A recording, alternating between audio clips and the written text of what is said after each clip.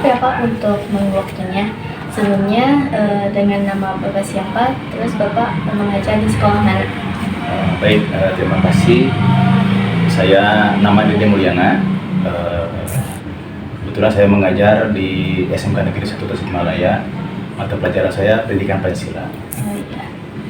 Ini kan ada beberapa pertanyaan, jadi Bapak jawab sesuai dengan pertanyaan yang diajukan. Boleh. Langsung saja. Boleh. Pertanyaan pertama, apa saja tugas yang harus Bapak selesaikan sebagai guru di sekolah ini selain mengajar di kelas? Sebetulnya tugas guru utama itu adalah mengajar di kelas sebetulnya. Tapi sebagai tenaga pendidik dan kependidikan, guru itu harus mampu memanage juga di luar jam kelas. Misalnya dari awal membuat organisasi pembelajaran, ya, menyiapkan materi pembelajaran, baru kemudian masuk ke kelas, kemudian membuat evaluasi pembelajaran seperti melakukan asesmen, kemudian melaporkan nilai. Itu tugas utama dari seorang guru. Selain itu guru juga mempunyai tugas tambahan. Misalnya kalau menjadi wali kelas harus melakukan tugas kewali kelasan, bagaimana membangun komunikasi yang baik dengan anak-anak yang menjadi anak didiknya. Dan sebetulnya banyak lagi tugas yang lain. Dan pertanyaan yang kedua, apakah Bapak merasa beban tugas yang Bapak hadapi sudah sesuai dengan tanggung jawab Bapak sebagai seorang pendidik? Sebetulnya dibilang sesuai, iya juga, tetapi dibilang berat juga sangat berat. Karena tugas guru itu sebetulnya bukan hanya menyampaikan materi, tetapi bagaimana mendidik anak-anak. Karena bukan hal kompetensi saja yang diajarkan, bukan pengetahuan saja yang diajarkan, tapi bagaimana menerapkan karakter yang baik, attitude yang baik, kemudian mendidik anak di luar kompetensi yang diajarkan. Seperti misalnya bagaimana melakukan kebiasaan-kebiasaan positif, membaca Al-Quran, kemudian etika, sopan santun, itu juga diajarkan selain daripada menyampaikan materi pembelajaran. Jadi kalau dikatakan beban, itu bukan merupakan beban, karena kami sebagai guru sudah selayaknya harus melaksanakan tugas dan tanggung jawab sebagai tenaga pendidik, bukan hanya mengajar. Gitu. Pertanyaan ketiga, bagaimana tanggapan Bapak mengenai beban tugas yang harus diselesaikan oleh guru seperti administrasi, persiapan, bahan ajar, dan kegiatan lainnya? Ya. Nah, mengenai beban administrasi memang pada saat Menteri Nadiem Makarim menyampaikan akan lebih disimpelkan, ternyata di lapangan tidak seperti itu. Kami sebagai guru dihadapkan pada tugas-tugas di luar di jam di kelas, yaitu mempersiapkan administrasi, membuat sendiri modul, kemudian membuat sendiri terkait dengan penilaian. Di samping itu ada hal lain yang memang itu di luar tugas kegiatan sebagai guru. Contoh misalnya diharapkan pada pengisian TRK, absensi KIMOB untuk Provinsi Jawa Barat, belum lagi tugas membuat IKI bulanan, laporan IKI bulanan, kemudian melakukan review 360 untuk menilai teman-temannya atau rekan-rekan guru yang lainnya. Itu juga merupakan tugas tambahan kami sebagai tenaga pendidik.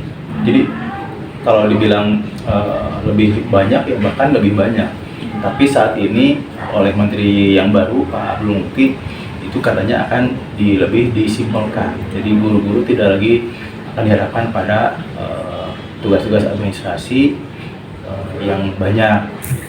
Contoh misalnya administrasi untuk proses kenaikan pangkat, kenaikan golongan itu sangat memberatkan bagi guru, karena guru harus membuat beberapa laporan, tugas-tugas tambahan yang memang itu cukup memberatkan juga bagi guru. Pertanyaan keempat itu, apakah Bapak merasa beban tugas yang Bapak jalani dapat mempengaruhi kualitas pengajaran yang Bapak berikan kepada siswa?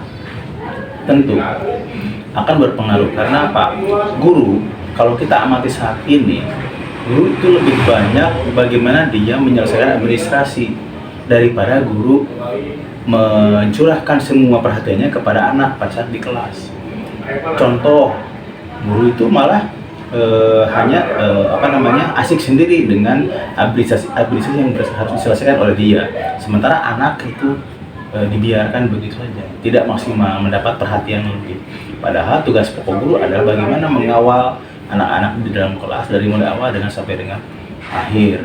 Jadi tidak disibukkan dengan berbagai macam administrasi pembelajaran. Oke, pertanyaan kelima itu, bagaimana pendapat Bapak mengenai kurikulum yang diterapkan saat ini? Kurikulum yang saat ini masih berjalan, kurikulum Merdeka pada saat kepemimpinan Nadiem Makarim. Memang setiap kurikulum pasti ada plus minusnya. Dari sisi positifnya, kurikulum ini memberikan kebebasan, keleluasan kepada pengajar untuk bagaimana dia mengembangkan materi ajar dengan berbagai macam teknik mengajar yang sesuai dengan kondisi dan situasi di lapangan. Kurikulum Merdeka juga memberikan keleluasaan kepada tenaga pengajar, khususnya di SMK itu tidak melulu kepada pencapaian materi, tetapi bagaimana tujuan pembelajaran yang ingin dicapai pada setiap materi pembelajaran itu tercapai. Tidak harus ada target materi harus selesai dalam sekian bab misalnya, tidak. Tetapi bagaimana tujuan pokok daripada materi itu tercapai. Nah, sekarang dengan kurikulum yang baru yang dicanangkan oleh Menteri yang baru Pak Abdul Muti, memang katanya akan ada perubahan kurikulum yang lebih mendalam. Kan istilahnya deeply learning gitu kan. Kemudian ada apalagi ya istilah-istilah baru yang dicanangkan oleh Menteri yang baru. Tapi pada dasarnya kurikulum apapun itu bentuknya ataupun judulnya, yang pasti bagaimana mengoptimalkan kinerja guru pada saat dia berada di kelas. Mereka akan fokus mengajar dan mendidik anak, bukan hanya sekedar menyampaikan materi selesai, tetapi mendidik anak. Jadi kalau mendidik itu bukan hanya memberikan materi, tetapi bagaimana dari awal dia menerapkan sikap-sikap positif terhadap siswa, menerapkan attitude yang baik, bagaimana dia mendapatkan pemahaman tentang materi dan dikaitkan dengan kehidupan sehari-hari, sehingga tujuan belajar itu bukan hanya menguasai materi, tetapi juga mendapatkan ilmu pengetahuan yang berbentuk dengan karakter atau attitude. Mau lanjut. Apakah Bapak merasa cukup mendapatkan dukungan untuk melaksanakan kurikulum yang ada dalam proses pembelajaran? Dibilang cukup, saat ini masih cukup. Kalau untuk saya pribadi di sekolah kami itu masih cukup. Karena didukung dengan teknologi saat ini, internet yang cukup baik, fasilitas yang diberikan oleh pihak sekolah juga cukup baik, dan itu support sekali. Karena sekarang ini belajar tidak menggunakan teknologi sudah tertinggal, karena mereka itu lebih suka misalnya menonton tayangan video sehingga lebih dapat menyerap ilmu pengetahuan yang diajarkan, materi yang diajarkan. Pertanyaan selanjutnya, bagaimana pendapat Bapak mengenai kesejahteraan yang Bapak terima sebagai guru? Apakah sudah mencukupi kebutuhan Bapak dan keluarga? Alhamdulillah, kalau untuk saya pribadi dibilang cukup ya alhamdulillah cukup. Kalau dibilang kurang itu kan relatif. Kalau orang yang gaji sebesar apapun, kalau tidak merasa cukup ya tidak akan cukup. Jadi menurut kalau untuk saya pribadi, alhamdulillah kita syukuri apa yang kita dapatkan, dan itu mudah-mudahan menjadi berkah. Kalau masalah besaran gaji atau honor atau tunjangan itu relatif, tidak bisa dipastikan. Apakah ada faktor-faktor lain yang menurut Bapak perlu diperbaiki terkait kesejahteraan guru?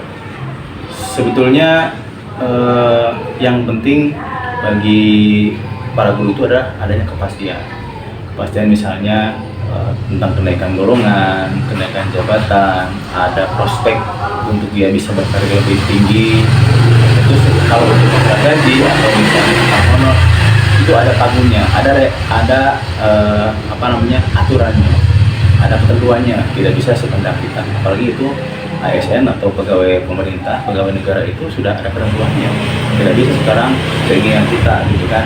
Yang penting adalah bagaimana para guru itu diberikan keluasaan, kemudahan untuk bisa menaikkan tingkat kompetisinya atau menaikkan golongannya, sehingga kesejahteraan akan lebih baik. Kemudian apa saja program tahunan yang Bapak buat tahun ini? Program tahunan ya pasti adalah bagaimana pencapaian setiap semester. Dalam 2 semester itu elemen-elemen yang akan diajarkan di mata pelajaran Bapak, khususnya di pendidikan Pancasila. Kalau program tahunan yang menyangkut dengan tugas lain, tugas tambahan, kebetulan saya adalah sebagai wakil kepala sekolah bidang humas, dan tentu adalah bagaimana standar pendidikan yang 8 itu bisa tercapai.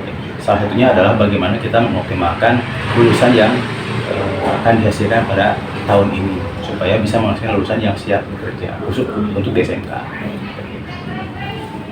Selesai sih Pak untuk pertanyaannya. Ya. Sebelumnya terima kasih ya Pak sudah menjawab pertanyaannya, dan juga mohon maaf aku udah menunggu waktunya.